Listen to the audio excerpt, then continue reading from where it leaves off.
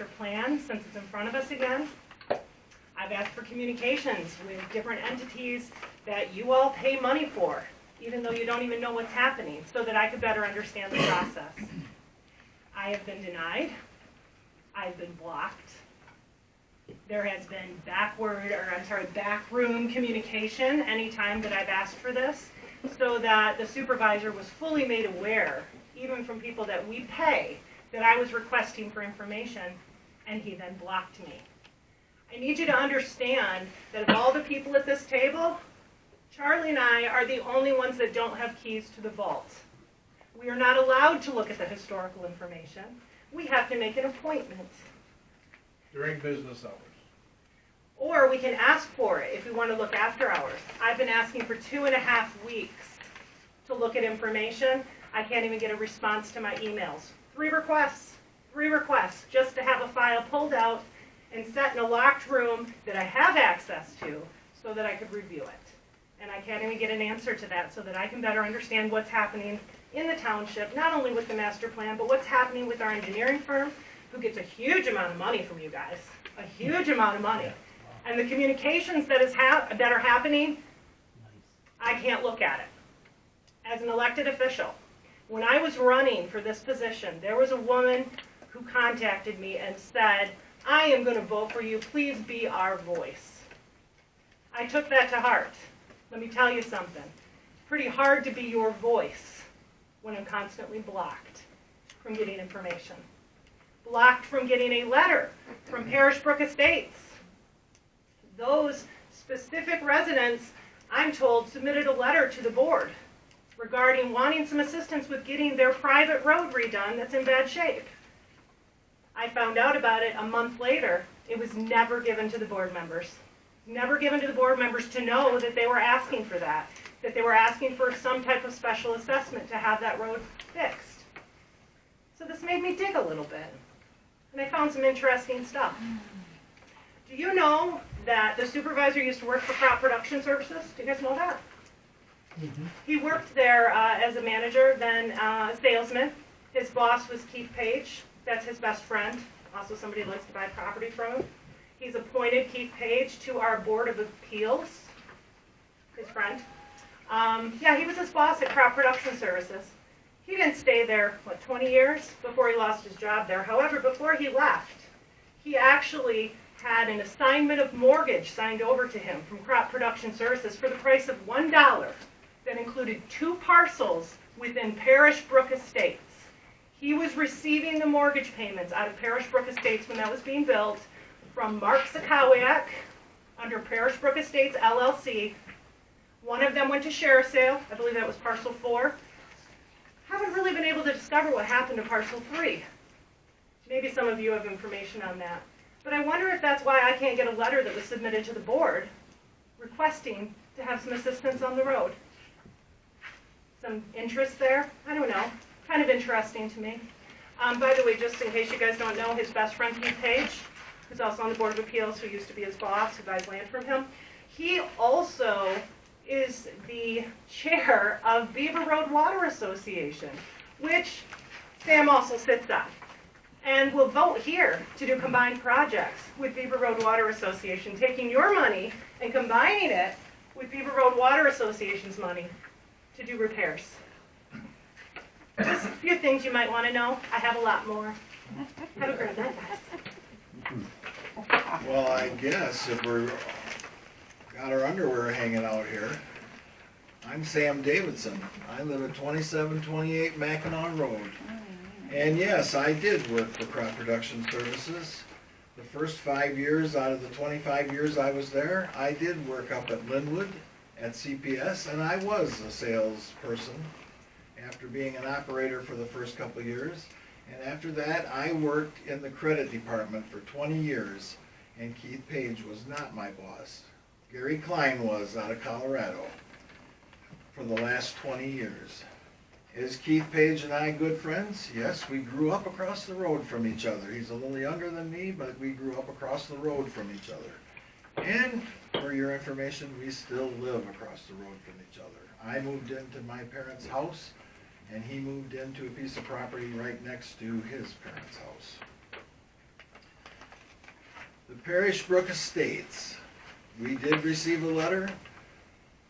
We, as a township, because it's a private drive, cannot get involved in collecting taxes. We can't pay township money to blacktop it and then collect it on the taxes back over a period of time. So I've done some checking with our attorney on how we can do it. We haven't cast it in stone yet, but there is a possibility that we could set up some kind of a fund that they pay into, and when we got enough money to pay out, to get it, that they would all agree to pay into, we could get the road fixed.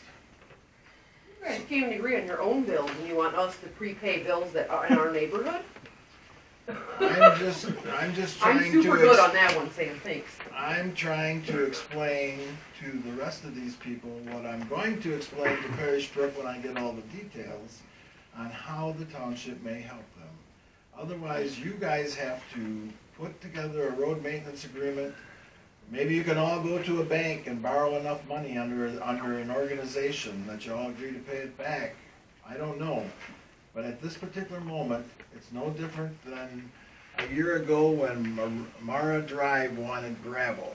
It's a private road, and I sent a letter to every person there that if they all agreed to it, I would get them a price on the county bringing in gravel and grading it for them. And not one person answered the letter, even though there was 2 people walked through the door and wanted the gravel.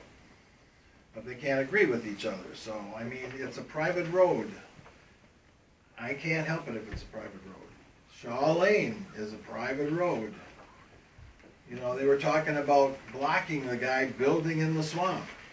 I said, well, that ain't gonna fly because you can't landlock a piece of property. So, it's just, these private roads exist. You technically need a maintenance agreement between all of yous. And if you're all talking to each other, that's probably one of the recommendations that I'm gonna give you. But right now, I cannot blacktop Parish Brook and charge it to the township. I cannot do it. It's not even something I'm gonna bring to the board because I can't do it. If the whole board agreed to do it, we can't do it. We can't because it's a private drive. Can you finish? I mean, you're way over your time already. No. But can you finish explaining to us what your relationship would be to Brian Whelan and Matt Whelan then? Because Brian's on the board with you on that Beaver Road Water Association. That is correct. And The Beaver there's Road a Water lawsuit. Association is a water group that runs down Beaver Road. And I was in the 6th grade when it was established to bring water. And I'll be honest with you, Lloyd Paget had the trailer park at the other end, on the west end of that put enough people wanting water with his trailer park to allow the government to grant a loan for Beaver Road water. It runs about a little over a half a mile on both sides of Beaver Road, all the way to 8 Mile from M13. And that's where we hooked onto the water, and we all, whoever wanted it, paid for water on the Beaver Road Water Association. There was Fred Dory, Lloyd Paget, Eldon Larsey, Joe Fitzmaurice on the board at the time, and as the elders decided they didn't want to be on the board anymore, Keith Page got on it, Brian Whelan got on it, Cindy Paget is now on it, she's the secretary, and I am on it. And Fritz Dory is on it. So, I mean, we all grew up together. It's all Beaver Road water. I mean, it's an open set of books. We have money sitting, just as the Cullen does here, and the connections that Mrs. DeShano speaks of. We connected Russell Drive with Oak Lane, and it's because Beaver Road every month would dump 3,000 gallons of water out of the end of it because it had a deadhead, and Russell Drive had a Cullen Township deadhead that they would dump water out. So I put, because the previous supervisor couldn't get everybody together, I got everybody together to give the easements, and we connected Beaver Road water down through Knuckles and hooked it up to Russell Drive, so there's no more deadheads. We took care of 2 deadheads in one fatal swoop. So that is the connection she's talking about. The lots, I mean, I never got paid for any lots, and so I don't know who she's talking about getting paid. Maybe it was Keith Page, I don't know. He paid you $160,000 for a lot that's been combined that looks like a jigsaw puzzle piece. It's That's probably my house. 40.33 acres. That's part of my 7 acres that I have. He paid me? According to, well, paid your LLC. Davidson Wood Farms? Yeah, No. $160,000. Well, that must be wrong with the register of deeds then. I I've don't know. never owned any property over here. Not over here. It's over by where you live. You're talking about Parish Brook. It's almost right Oh, across you the just, street. well, you've just, that's the lot I was talking about, was the one that Keith Page purchased from you after you purchased smaller lots for small amounts of money and then combined them and sold him 40.33 acres for $160,000. It's over by your house. Sorry, I didn't. Oh, no, mean to be that's not. confused. I Yeah, don't All right, I don't live anyway. around here. yeah, I got you. Everywhere. All right, stop. Just wanted to I clarify. still have the Yeah, floor. I was just clarifying. So let's explain one more thing now. We got our underwear hanging out here. My sister and I inherited the farm from my parents. There was several acres, 500 to be exact. If you want to know the exact figure, it's all public record. If you want to take the time to figure it out. And there was several lots on 7 Mile, Beaver Road, Mackinac Road, Wheeler Road, Wilder Road, Gloria Road. And when my sister and I inherited the farm, we had a very good attorney that my dad had set up trust. So we inherited the farm with lots out on the road. And over the years, my sister and I sold lots as we went along. And when farmland hit $8,000 an acre, I'm going to be very clear. I spoke to my sister and I said to her, you got 2 choices. Go to the bank and buy me out, or we're going to start selling some land. And we started selling land. So I'm sorry that I might have sold Keith Page the Moeller farm on Mackinac and Laurier Road, but he had the money to buy it, and I really didn't care who bought it. I sold the farm on 7 Mile and Wheeler Road to Terry Weiss. I sold the farm on Wilder Road to Jack Frank. So I mean, it's all public record. I don't care. Go look it up.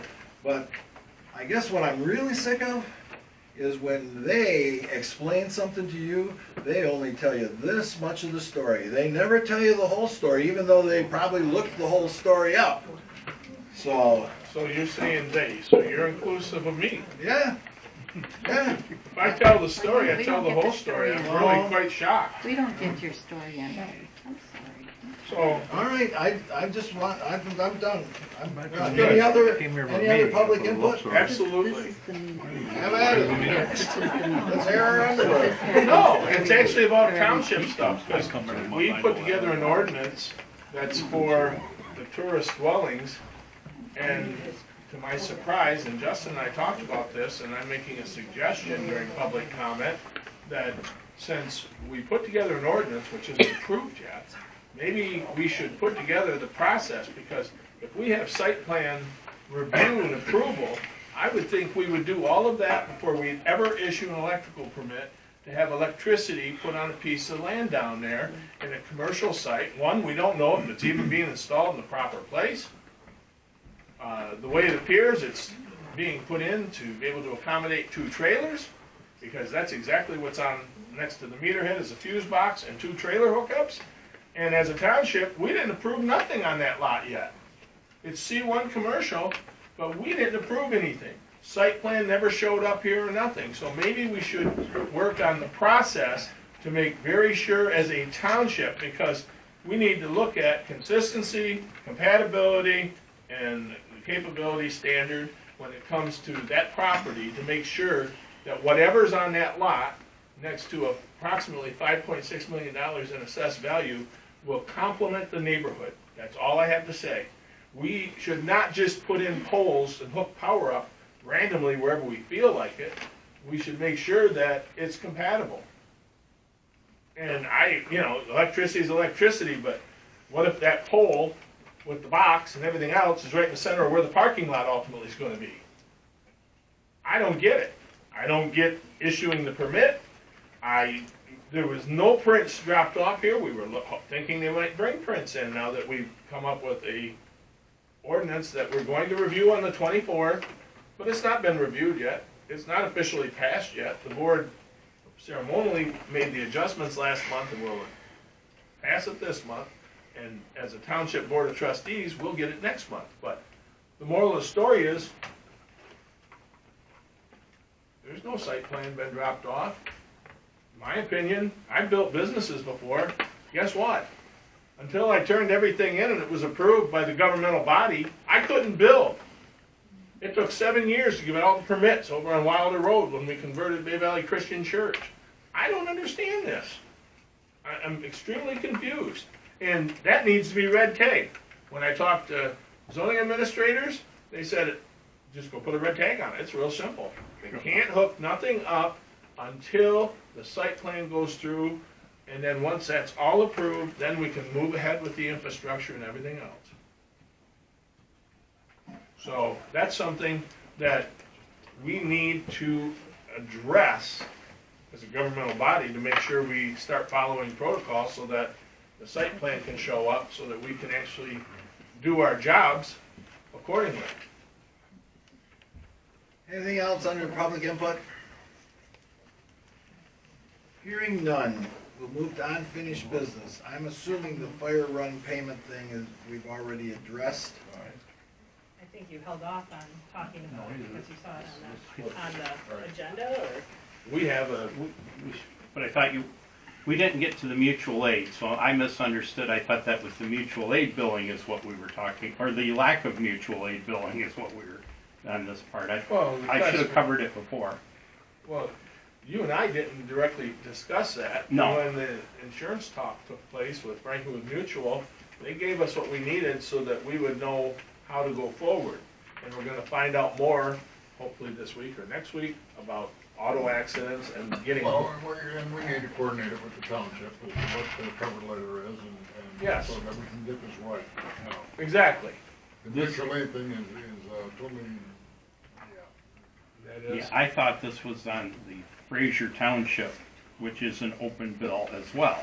That's something that, so what is that value of that? What is the value of this? Other than its numbers and data, which kind of, I'm going to give you guys a copy and I will scan and email. And basically what I did was I went back through our response data since October 1st of 2022. And we were involved in roughly 100 mutual aid responses, either receiving or giving mutual aid either by auto aid, which is a box alarm, or requested mutual aid. During that initial 100, we only had 14 where we either requested, received mutual aid, or were requested as auto aid. The other 83 times since the 1st of October through yesterday, and I'm off by one call on this because Chief ran up to Fraser today and I didn't get it included. 83 times between the 1st of October and Sunday, we had 83 mutual aid responses. Then I broke it down and got into this year. Since the 1st of the year through the 31st, our department had responded, let's see here, we had received auto aid. Our department, between the 1st and the 1st of the year, 1/1 and 3/31, we had received automatic aid once and requested mutual aid. That was it. We'd only received auto aid once. And we gave auto aid and responded as well to mutual aid 25 times. 22 of those responses were were requested, not auto aid. And since then, since 4/1, we have received mutual aid and auto aid or regular dispatch by either requesting or auto 3 times since the 1st of April. And we've provided mutual aid 32 times. The balance of those responses, 21 of them were to Fraser. So far, since the 1st of the year, we've responded into Fraser Township 39 times, 4 runs where they did not respond since January 1st. That is, we're at run 364. That's over 10% of our run volume has been running into Fraser when they have not responded to calls. There has been wires down, it has been CO alarms, and it has been medical emergencies. Predominantly Monday through Friday during the day, so it's putting a definite strain when we're the thinnest on manpower. We try to always keep somebody in the township and send somebody in. But that's where that's at. The billing total, 23 and change. 23,000 and change of what it's cost, basically. But in the talks with the people, whatever, it is, you cannot classify it as mutual aid, okay? And the calls for the billing and stuff like that. And therein lies The problem. confusion. Okay, mutual aid is one thing, and we're not charging for mutual aid for any department that we go to. Or Correct. any department that comes here that we request. That's mutual aid. It's when they are not there, Right. okay, and have not responded in any way, shape, or form, that becomes our call. So, and what we're looking at is the fact that the people of Coquitlam Township should not be supporting any other township. For some clarity, of that 83, there was 100 mutual aid flag calls for us since October 1st of last year. 83 was where we gave mutual aid.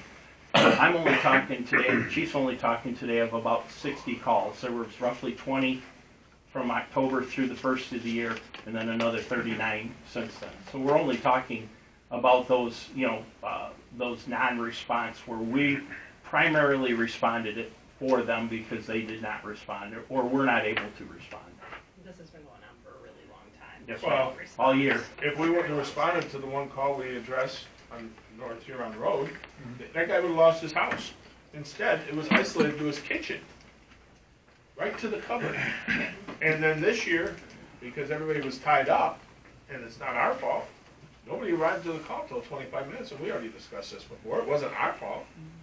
But the moral story is he's got $150,000 in damage from that fire. We were on scene in 8 minutes. I remember our conversation. Yeah, the first, it's like boom, boom, boom. Thank God. Once we Saved got his called. home. Minor damage. Second one is a travesty. It didn't have to go like it did, and it's not our responsibility, even though we are the closest fire department to North Huron Road, between here and Anderson Road. We're the closest people there, and we get there in record time. We are going to, I'm speaking for the chief here, we've had this conversation, chief, we are going to respond when they call. We are not worried about if somebody, family, people, that comes first. You can't put a value on it. We are going to respond. We are going to, even if we just send one person, we are going to get somebody there to help, right, chief? Well, the We're not gonna confusion, say no. the confusion is in the word mutual aid. I was told by some people on the fire board today, the confusion is they classify us as mutual aid. They said, not when we're the only one responding, that's not mutual, we're primary. That's the confusion. Thank you. All right, so the bottom line to this is we Working out a have procedure. more people, more insurance that we're gonna talk to on how to get some of this money back. Correct.